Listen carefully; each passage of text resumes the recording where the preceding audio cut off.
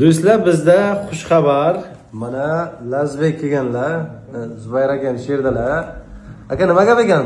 Lazbek akamani to'ylari taklif olib ko'rmagandik.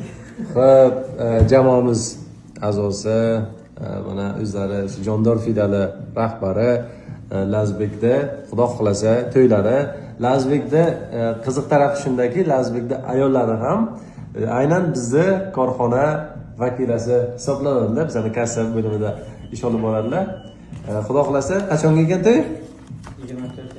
24 noyabr kuni. Qaysi to'yxona? Murod Fayz to'yxonasi. Murod Fayz to'yxonasiga boramasizlar.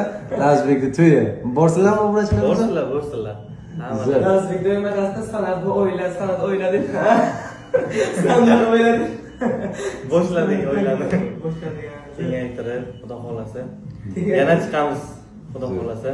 Qisqa tanaffusdan keyin. Qisqa tanaffus. Lazbekning 2 hafta dam berdik. To'ygacha 1 hafta, endi to'ydan keyin yana 1 hafta dam olishlari uchun. Ungacha demak Jondor filialini kim olib boradi? Kasbdoshim Kamronbek Kamronbek olib boradi. Do'stlar, hozir Jondor filiali sahifasida Kamronbek storieslar qo'yib harakat qilyaptilar yuritishga.